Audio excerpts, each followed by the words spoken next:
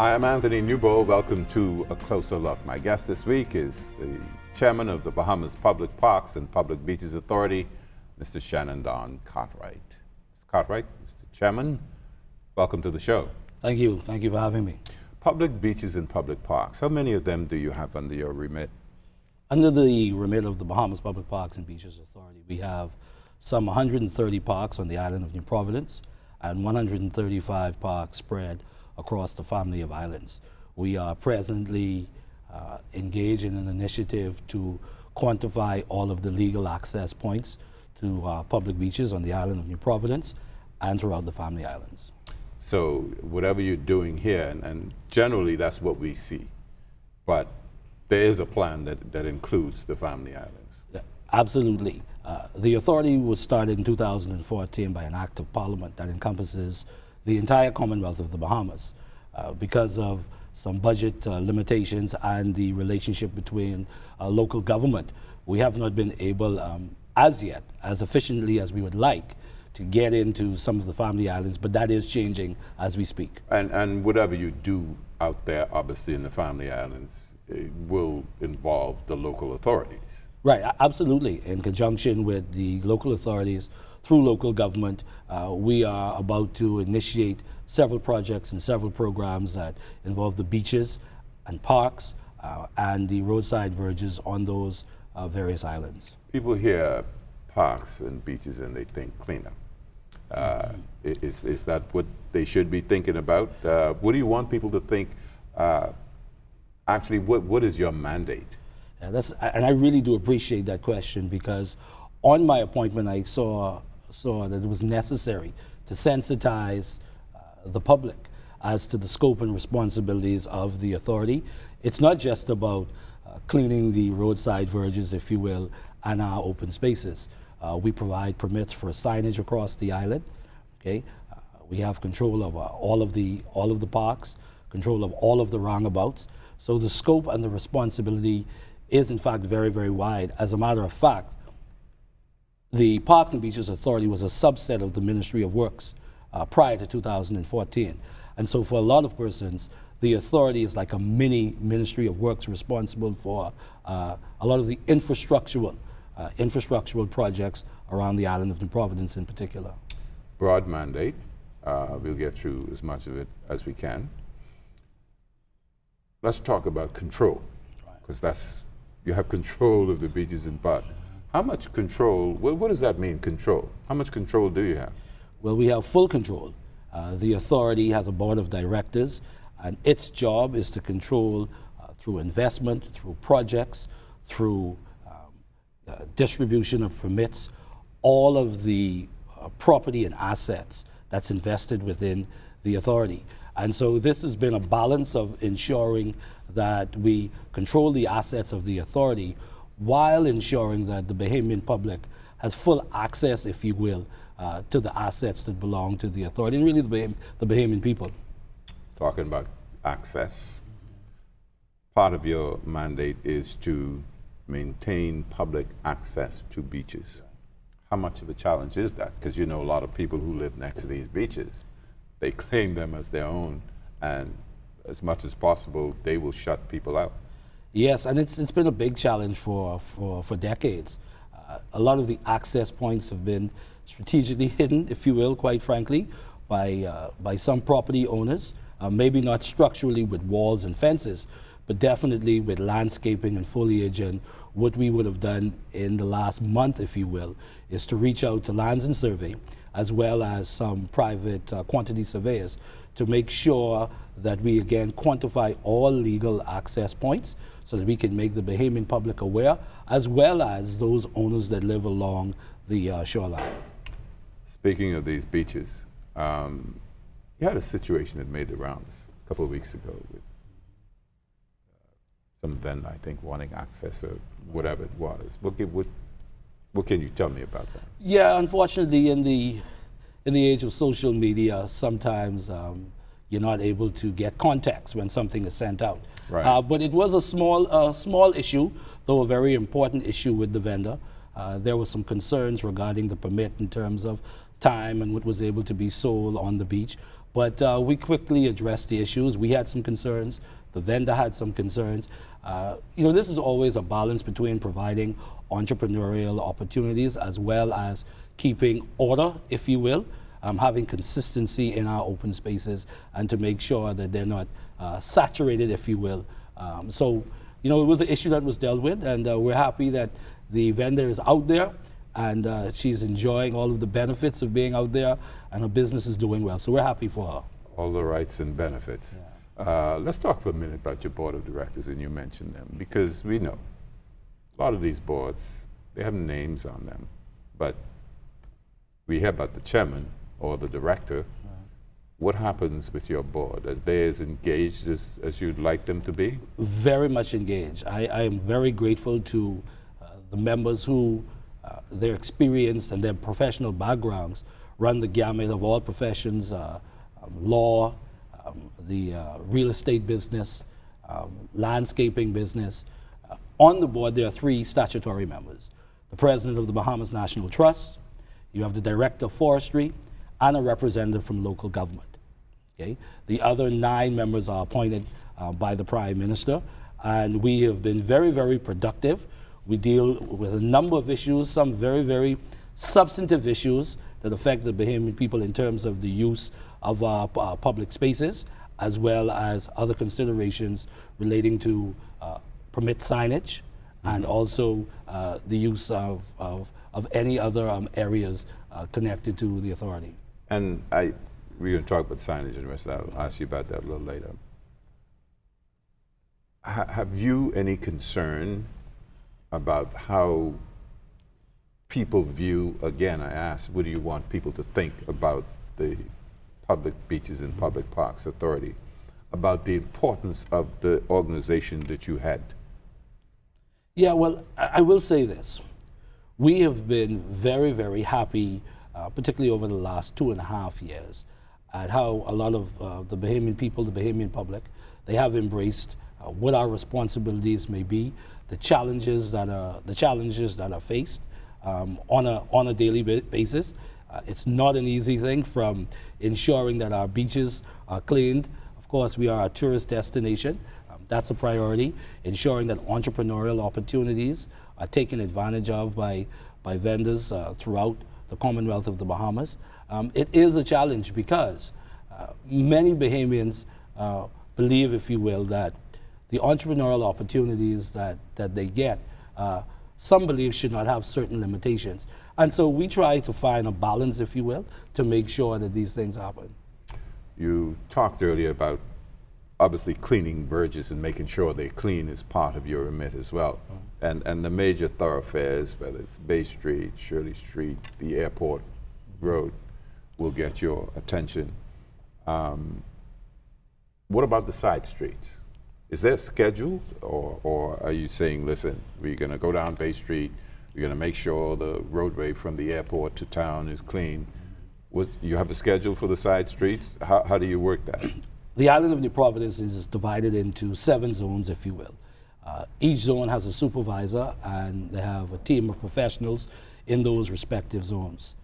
We supplement the work that's needed with roadside contractors, and there are about 500 plus roadside contractors that enable us to touch as many streets as possible. We have a staff of about 225 25 persons. So that partnership enables us to cover as many areas as possible. But, Mr. Newbold, we try to be as responsive, okay, both proactive and responsive to any needs, any concerns that may be out there that we may be missing.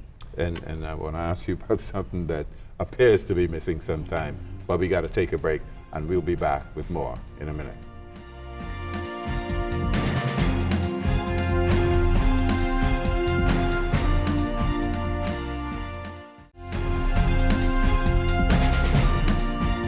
Welcome back to A Closer Look. Anthony Newbold speaking with Mr. Shanendon Cartwright. He's the chairman of the Bahamas Public Parks and Public Beaches Authority.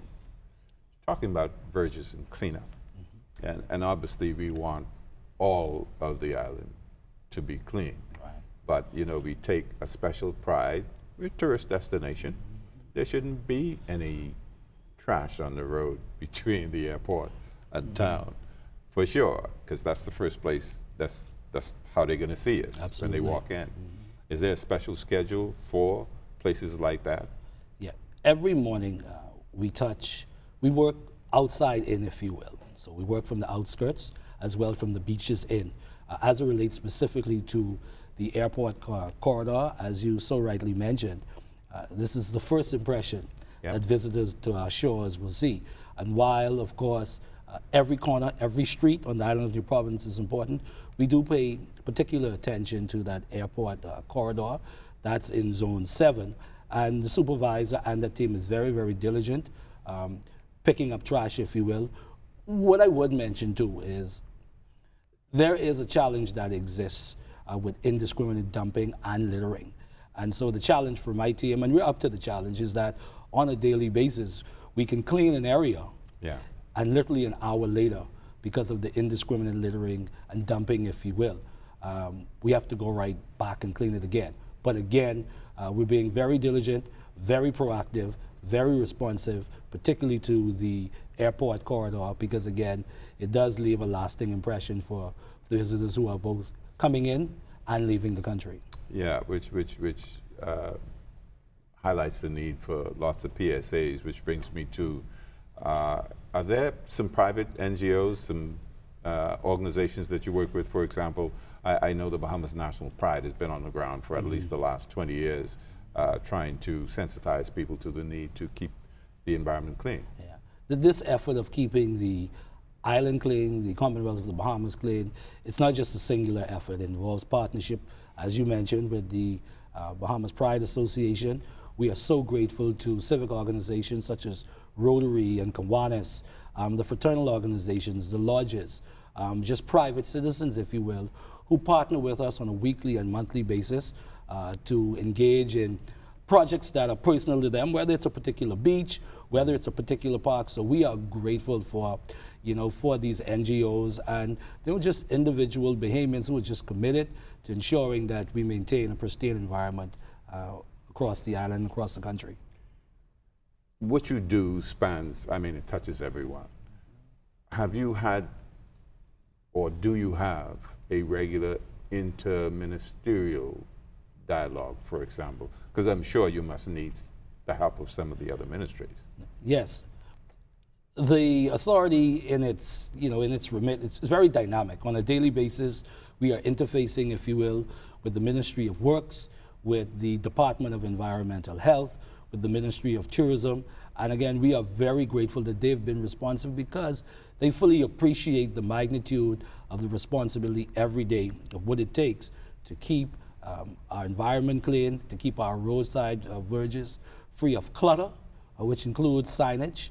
We've reached out to the the Department of Environmental Health as it relates to abandoned cars, if you will, in our verges, and we try to move them very, very quickly. Yeah, let me ask you about that, because, abandoned cars has been, you talk about something that's been spoken about for years. Right. We always hear about abandoned cars, not only hear about them, right. We see them everywhere we go. That is, cleaning them up is part of your remit?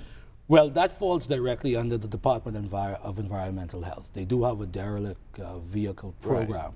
Right. But the reality is for us, my team of supervisors, we talk about it every day. If we are responsible for cleaning verges, it's pretty difficult to say that the verge is clean if you still have a car in it, or if you see some bulk waste like a washing machine or some other appliance.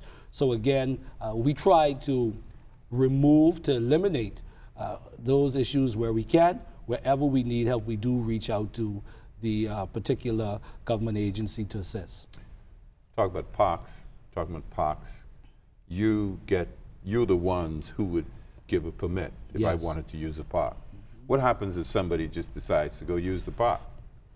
Well, this is a fine line, Brother Newbold, particularly because, for instance, if you chose to, grab some food and a little music and head on the beach with your family, that's not an issue. Where you would need a permit is if you're actually having an event. So if you would like to use one of our parks for any type of event, we do encourage you to come in for a number of reasons. One, it gives us the ability to get the park ready for your usage in terms of some fine tuning, but also there may be a conflict that exists with another organization who may be hosting a particular event. It's not a difficult process. We are very, very flexible, okay? The fees to use the parks are very nominal fees, not big fees, but it gives us the ability to address some matters relating to usage of the parks. Have you had a challenge with people not coming in to get that permission? Well, not a big challenge, not a big challenge. It does exist, but not a big challenge. We have not foreseen any major issues in the past or going forward.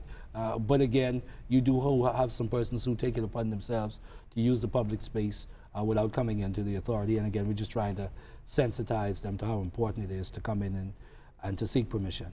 Who's responsible for cleaning up a park after an event?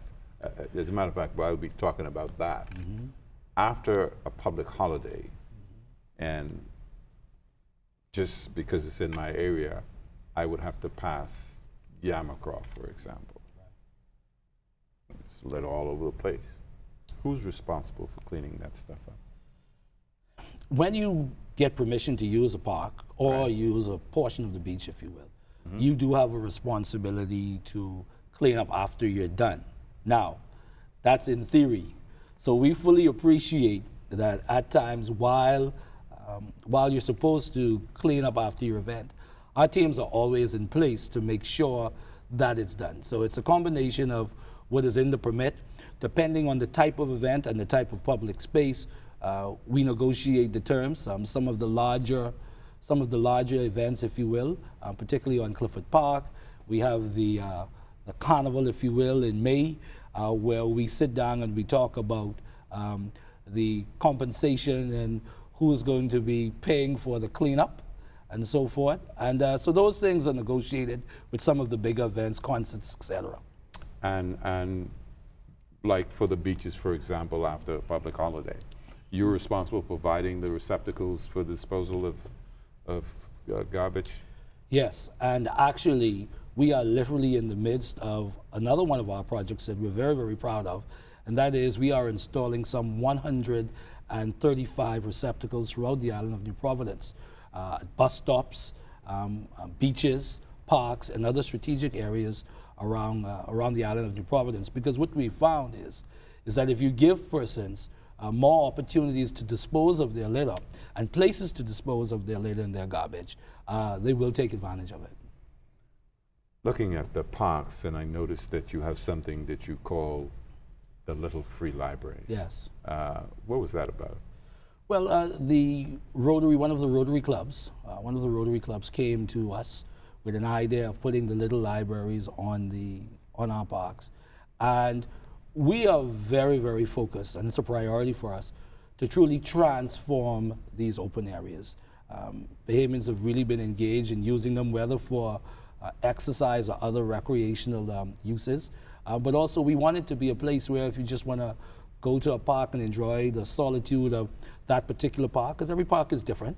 Okay, if you wanted to take your children and you wanted to read a book, it's a wonderful place for you to go and just enjoy the environment of that particular park. So that's worked out? The books are there? Yes, the books are there. The books are there, and the books return once people use them. So it's been a very, very good program, and I know that we intend to do some more in some of the other parks. All right, we'll talk some more, but we got to take a break, and we'll be back with Chairman Shanendon Cartwright, Bahamas Public Beaches and Public Parks Authority, after this.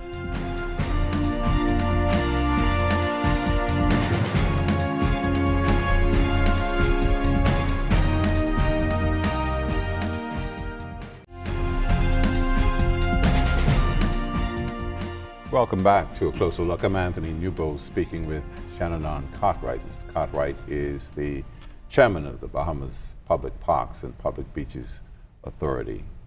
Subdivisions. Are the parks in those subdivisions, do they also come under your authority? Yes, they do. Once a subdivision is created and once that subdivision is opened, the park in that subdivision is directly vested with the Bahamas Public Parks and Beaches Authority. And these parks are very, very important because they help to build a sense of community. It gives a common space for residents in that subdivision to use and to commune and to interact with each other.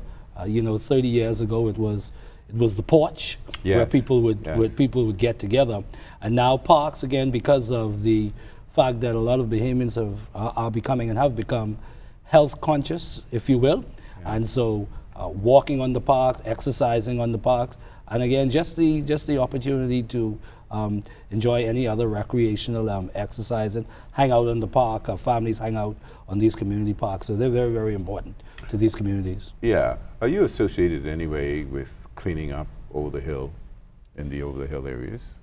Yes and no. That particular program operates out of the Office of the Prime Minister. We do provide assistance, if you will. There are some specific programs there set for the Over the Hill project, but any way where we can help that particular program and help the Office of the Prime Minister, we've done so. We do have a representative that's connected, if you will, to that project, so that if there are any concerns or, again, other considerations that we need to be aware of in assisting that particular national project, we're able to do. Let's go back to signage for a minute, because we see signs, they're erected in the roundabouts, they're at Goodman's Bay, they're in the Montague Park. People must get permission from you to erect those signs, right? Yes, and this has been a very vexing issue. Whether it's the real estate signs, the smaller signs that you put in the ground, or some of these larger signs, you must get permission from the authority. What we do on a weekly basis, if you will, is we go out and we assess to make sure that unauthorized signs that may be too large, signs that have been installed, if you will, that have not received permission or permit from the authority, we make sure that we move those, because we do have a major challenge with visual pollution, and that does exist. And you see signs, and the event happened last Christmas, but the signs are still up. Isn't there some agreement that you have a week after the event to remove these signs, or are you responsible for removing the signs? Right. What we've implemented now is a deposit, if you will.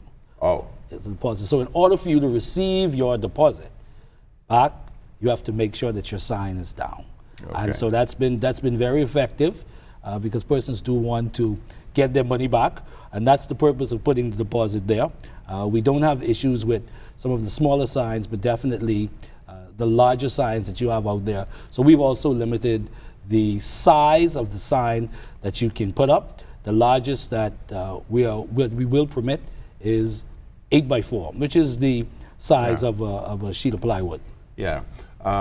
Talking about the roundabouts, I see that you've done some work with the sculptures of the late Stephen Burrows. We are so excited about this initiative for a number of reasons.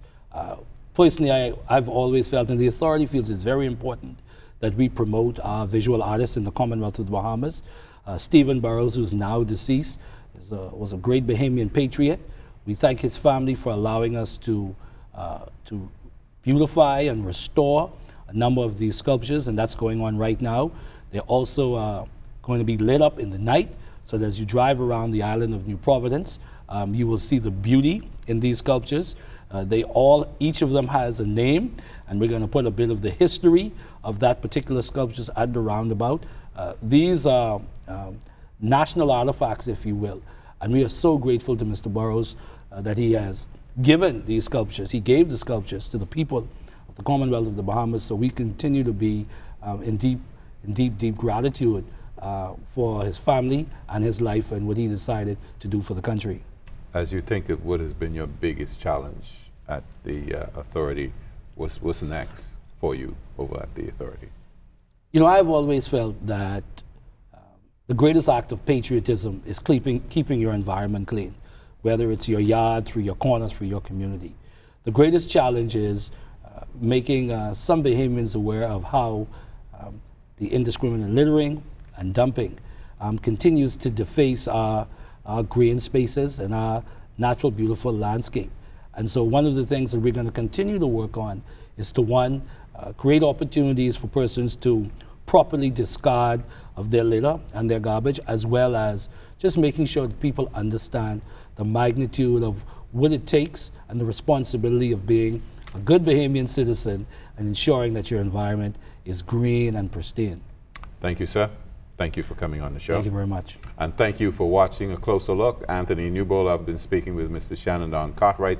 He's the chairman of the Bahamas Public Parks and Public Beaches Authority. Remember, you can watch us on Facebook and on YouTube.